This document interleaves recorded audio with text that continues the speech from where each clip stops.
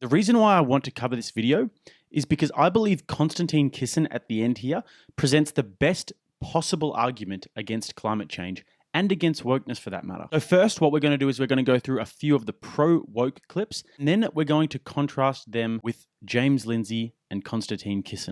It may be surprising to some of you that even though I find myself on this side of the aisle, I believe freedom of speech is fundamental to the functioning of a society and the basis for cultural progression. However, the issue we find with freedom of speech these days is the majority of people do not seem to understand the simple fact that freedom of speech does not imply freedom from consequence. Here's how I see it. Anybody here is well within their rights to stand up and shout abuse at a bouncer in a queue. However, that does not mean that you should later expect to be allowed into the club. Kanye West was well within his rights to make anti-Semitic comments on Twitter, as were Adidas when they abandoned him and took away a huge chunk of his earnings. How radical really are the views associated with the word woke? A poll from YouGov in mid-2021 did some research into what views people most commonly associate with the word woke. Topping the list of evil, radical, woke sins were the support of Black Lives Matter, equality for LGBTQ+, and the removal of statues of slave traders. So as you can see, our friend here makes a very sophisticated argument. Freedom of speech doesn't mean freedom from consequence. Wow, never heard that one before. Freedom of speech has never meant freedom from consequence. Nobody thinks it means that. I'll tell you what else freedom of speech means. Freedom of thought. Freedom to be able to express yourself in the world, and freedom to be able to not have to self-censor. And in fact, the acknowledgement of freedom of speech and freedom of ideas and freedom of expression is the most tolerant mindset that one can actually adopt. And I'm really glad that he raised the point that woke activists, they just care about, BLM and LGBTQ rights and tearing down these evil statues. It's not at all like BLM is self-proclaimed trained Marxists. We are trained Marxists. It's not like you could go on their website at one stage and they literally say that their aim is to tear down Western civilization and the nuclear family. It's not like that at all. It's not like they were funded by gigantic corporate globalist interests, and their leaders definitely did not go and buy mansions with all the donation money. No. They're just simply benevolent people. Now, the next wokey we're going to have a look at is Yasmin Benoit, a she-her British model and award-winning asexual activist, and also the founder of the UK's first asexual rights initiative. And now, for those of you who don't know, asexual just means that you're not attracted to anyone, which by definition means it doesn't affect anyone. My only real point of contention with it is that it just sounds super boring, that's all. In a short space of time, we've gone from having hashtags like #StayWoke, which derived from Black American protesters pleading for people to be more conscious of inequalities, to phrases like go woke, go broke, encouraging multi-million-pound corporations to stop caring about inequality, which sounds kind of counterproductive to me. Because isn't that what woke really is when you break it down? Caring. Can caring go too far? Think again, sunshine. You don't understand it. You don't understand it. And you're not that good. As a Black woman, as an asexual activist, I've been told that I am the epitome of wokeness going too far. Everything that I am, everything that I do is symptomatic of our society going down the drain. And the fact that I use new words that aren't actually new and speak about concepts that are actually hundreds of years old but seem new, and wave unfamiliar flags and fall within the plus section of the alphabet mafia is all a step too far. But I'm happy to join the leagues of others who have gone too far in the name of equality or wokery, because our society would be a lot worse without woke people of the past. I mean, take a rather popular example. Martin Luther King, who will one day live in a nation where they will not be judged by the color of their skin, but by the content of their character, who is held to very high esteem now, but had a nearly 75% public disapproval rating, according to a Harris poll in 1968, which was the year of his death. Despite being famously nonviolent, he was relentlessly prosecuted and attacked, supporting issues like desegregation and workers' strikes, women's right to vote, combating poverty was seen as being a step too far, and he was assassinated for it. But so many issues that they were tackling then still hardly address issues in modern times. How can wokeness go too far when it's still just a conversation. A conversation that isn't as new as discourse makes it out to be. A conversation trying to change issues that still haven't been solved. We could debate for hours about what too far means, but I'm sure we could all agree that for something to go too far, it has to actually go somewhere. And I mean, we live in a society where the wealth divide is widening, even more so for ethnic minorities and women. Conversion therapy for LGBTQIA plus people is still legal. Trans people are waiting up to 3 years for a first appointment at a gender clinic. Black women are 4 times more likely to die in childbirth than white women, and rape prosecutions in England and Wales have fallen by 70% despite the Me Too movement, even though more sexual assaults are being recorded. There's going to be some outliers, some extremes, and I'm sure that the opposition is going to zoom in on those examples because outliers is all they really have, because nothing that substantial has happened. Let's have a look through some of her points of contention. The wealth gap is increasing for minorities and women. How is being woke going to help that? All of the biggest corporations in the world are wokies. In fact, much of the time, they masquerade their ill deeds behind the veil of social justice and behind the veil of being woke. This causes people like yourself to not dig any deeper into what they're doing because they put a rainbow on their logo for Pride Month. Trans people are waiting up to 3 years for a surgery. What do you suggest, Yasmin? Do you suggest we push all of these people in line, maybe in front of all those cancer patients and all of the people who haven't been treated over the last few years because of lockdowns and because of the inefficiency of your NHS system? Hell, let's just push past them. Next up, we're going to have a look at James Lindsay, who is actually too smart for his own good. He does something very clever here. See if you pick up on it. With all due respect, thank you for the invitation, but this debate is absurd.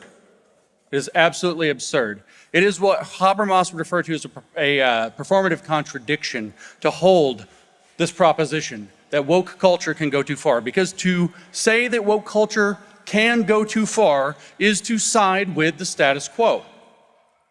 To say that this is a matter of a debate in this house is to reinscribe the epistemic home terrain of the dominant culture and to do epistemic violence against members of marginalized groups who occupy marginalized knowledges. To platform in such an esteemed location in opposition to woke culture at all is again to reinscribe that violence. But furthermore, no. In fact, to interrupt someone speaking on behalf of social justice is again to reinscribe violence and do epistemic injustice to people who are fighting to end oppression.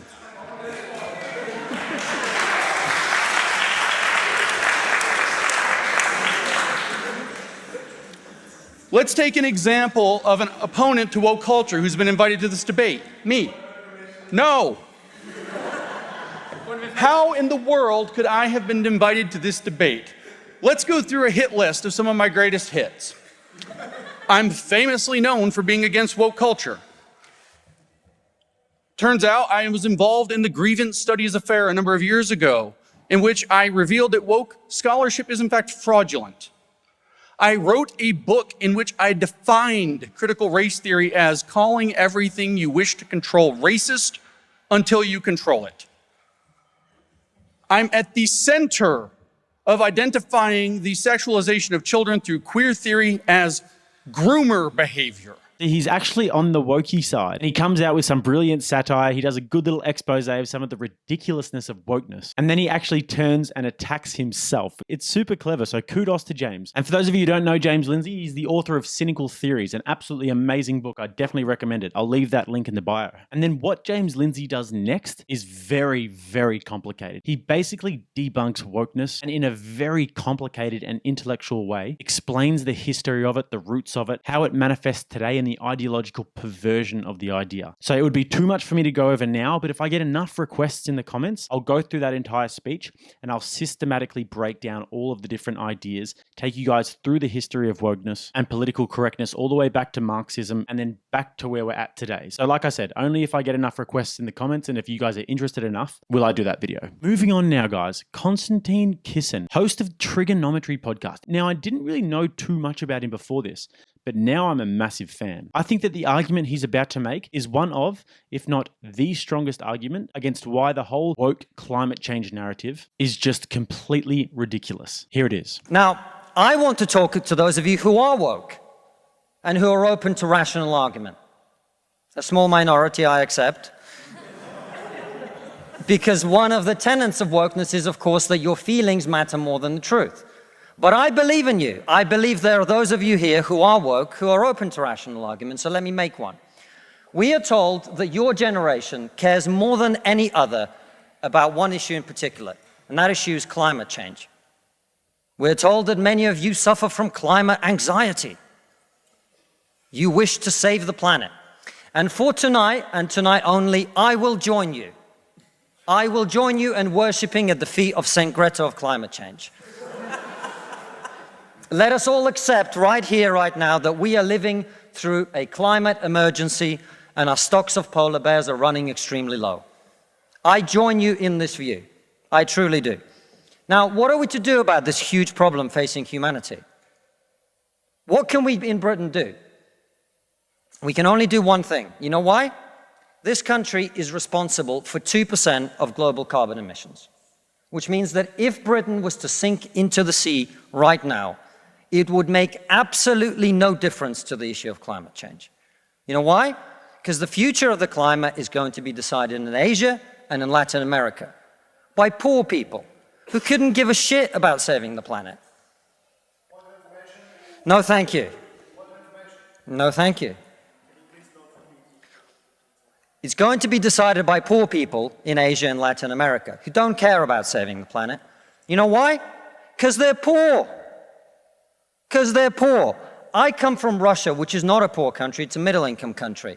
20% of households in Russia do not have an indoor toilet. What they have is an outdoor toilet. And I don't mean one of those nice portaloos that we get here. I don't even mean a Glastonbury portaloo.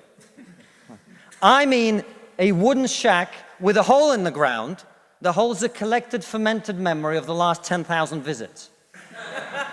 How many of you are going to go home tonight and say, let's rip out our bathroom and erect a Siberian shithouse in the back garden?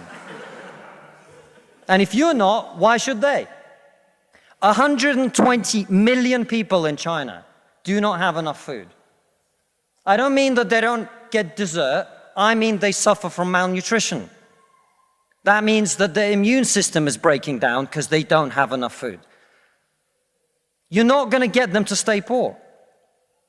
Imagine you're Xi Jinping, the leader of China. When you were 10 years old, there was a revolution, a cultural revolution in your country, and people came and they put your father in prison. Your mother had to denounce him. Your sister killed herself. And you, no longer enjoying the protection of your formerly powerful father, were sent to a village where you lived in a cave house.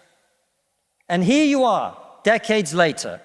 You have clawed your way up the bloody and greasy pole of Chinese politics to be the undisputed supreme leader of the very Communist Party that destroyed your family. And you know that the main thing you have to do to survive and to stay in power is to deliver the one thing that the people of China want: prosperity, economic growth. Where do you think climate change ranks on Xi Jinping's list of priorities? 1/3 of all children who live in extreme poverty in the world live in India. That means they are starving and dying of preventable disease. Now, about 15 months ago, my wife got pregnant.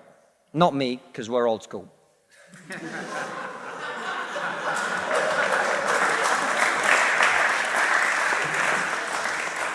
And for 9 months, we talked about what our boy would look like, what he might do when he grows up. We looked at baby scans and videos on YouTube about what the fetus looks like at 9 months and 12 months and 20 months. And eventually he was born. And he is this cute little bundle of joy. He's cuter than about 80% of puppies. Right? Now, if you said to me that I had a choice, either my son had a serious risk of starving or dying from a preventable disease in the next year, or I could press a button and he would live. He would go to school. He would bring his first girlfriend home.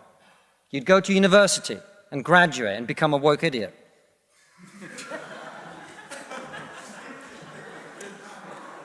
And then he'd get a job and get married and have children and become a man. But all I have to do is press this button.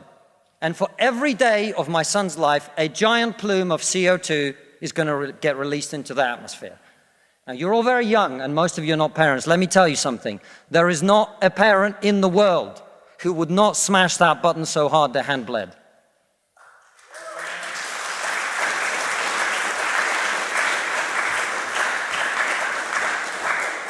You are not going to get these people to stay poor. You're not even going to get them to not want to be richer. And so, I put it to you, ladies and gentlemen, there is only one thing we can do in this country to stop climate change. And that is to make scientific and technological breakthroughs that will create the clean energy that is not only clean, but also cheap. And no, thank you. And I want everyone to get home on time today, which is not going to happen. And the only thing that wokeness has to offer in exchange is to brainwash bright young minds like you to believe that you are victims, to believe that you have no agency, to believe that what you must do to improve the world is to complain, is to protest, is to throw soup on paintings. And we on this side of the house are not on this side of the house because we do not wish to improve the world. We sit on this side of the house because we know that the way to improve the world is to work, is to create, it is to build. And the problem with woke culture is that it's trained too many young minds like yours to forget about that. Thank you very much. Absolutely brilliant. And I've been saying this for a while. I actually went to an Extinction Rebellion protest and went and debated a few of them. I'll upload that video at some point. And I Mate, please. We're just having a conversation. He's a big boy. He can have a conversation if he wants. He's a big boy.